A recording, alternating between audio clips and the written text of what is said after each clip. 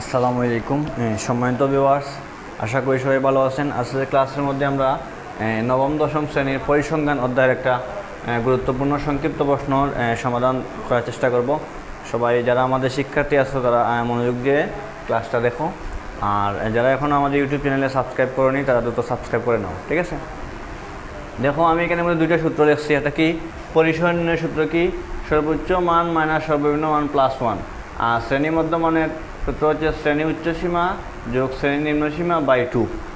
তাইলে এই টাইপের অঙ্ক কিন্তু আমাদের সংক্ষিপ্ত প্রশ্নের মধ্যে আসে, কিংবা ক নম্বর প্রশ্নের মধ্যেও আসতে পারে সৃজনশীলের, অথবা এমসিকিউর মধ্যেও আসে এই টাইপের অঙ্ক, বা পরিসর নির্ণয়ের সর্বোচ্চ মানের এই টাইপের অঙ্কগুলো, ঠিক আছে? তাহলে আজকে আমরা এই শ্রেণী মধ্যমানের সূত্র দিয়ে এই অঙ্কটা করতে পারবো, ঠিক আছে? তাহলে দেখো, এখানের মধ্যে কি আছে? কোনো শ্রেণীর উচ্চসীমা আছে কত? 65, এবং শ্রেণী মধ্যমান আছে কত? 62.5। হলে কইছে কি ওই শ্রেণীর নিম্নসীমা নির্ণয় করতাম। তাইলে প্রথমে আমি কি করবো স্যার? প্রথমে লেখবো দেওয়া আছে, লিখলাম দেওয়া আছে, কি দেওয়া আছে? শ্রেণীর উচ্চসীমা দেওয়া আছে। লিখলাম শ্রেণীর উচ্চসীমা কত দেওয়া আছে? 65। আর বলছে কি শ্রেণী মধ্যমানের মান দেওয়া আছে, এবং শ্রেণী মধ্যমান এর মান কত দেওয়া আছে? 62.55, ঠিক আছে?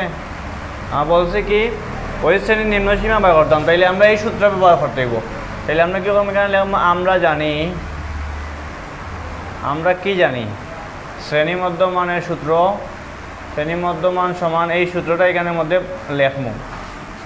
সূত্রটা কি? শ্রেণী মধ্যমান শ্রেণী উচ্চসীমা যোগ শ্রেণী নিম্নসীমা বাই 2। তাহলে এই জিনিসটা এখানের মধ্যে লেখবো, সূত্রটা প্লাস শ্রেণী নিম্নসীমা বাই 2। দেখো, এখানের মধ্যে শ্রেণী মধ্যমানের মান দেওয়া আছে কত? 62.5। আর শ্রেণী উচ্চসীমার মান তো দেওয়া আছে কত? 65। মানটা বসাইলাম 65। আর শ্রেণী নিম্নসীমা তোমরা বাই করতাম, এটা যেমন আছে তেমন থাকবো। আর এখানে সূত্রের 2 যেমন আছে তেমন।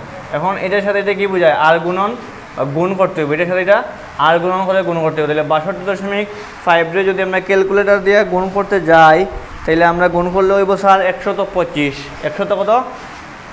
125।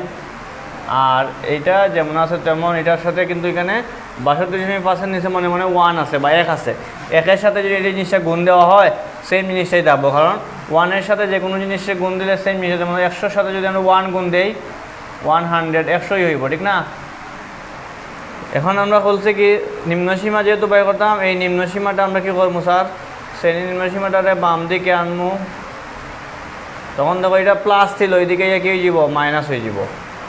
আর এটা যেমন আছে তেমন এই সংখ্যাটার এদিকে নেমে প্লাস ছিল, কি হয়ে যাব? মাইনাস।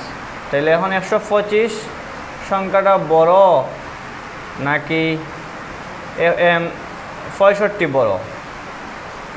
অবশ্যই 125 সংখ্যাটা বড়। তাহলে আমরা জানি বড় সংখ্যা থাকে ছোট সংখ্যা কী হয়? বিয়োগ হয়। যদি মাইনাস থাকে তাহলে বিয়োগ হইব। তাহলে 125 থেকে যদি আমরা 65 বিয়োগ দিই, তাহলে কী হইব স্যার? 60 হইব। দেখো, এটার বড় সংখ্যাটা কিন্তু মাইনাস আছে, যার কারণে মাইনাসটা থাকবো, ঠিক আছে? এখন এই মাইনাস আর এই মাইনাস অটোমেটিক দুই সাইডে মাইনাসটা কাটা যাব। তাহলে তাহলেও কি শ্রেণী নিম্নসীমা সমান 60। আনসারটা এটাই। আশা করি সবাই বুঝতে পারছো। নেক্সট ক্লাসের মধ্যে আমরা এই পরিসর কীভাবে বাই করতে হয়, সর্বোচ্চ মান কীভাবে বাই করতে হয়, বা শ্রেণী মধ্যমান কীভাবে বাই করতে হয় আমরা শিখব।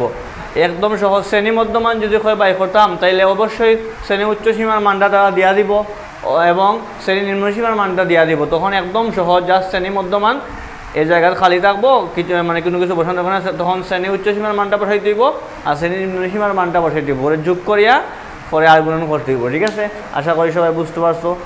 নেক্সট ক্লাসের মধ্যে আমরা আরও ডিপলি মানে অঙ্কগুলো করবো আরও, ঠিক আছে?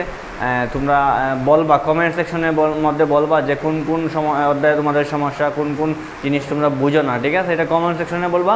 চেষ্টা করবো ইনশাল্লাহ এই যে চ্যাপ্টারের অঙ্কগুলো সলভ করার। সবাই ভালো থাকো, সুস্থ থাকো। আসসালামু আলাইকুম।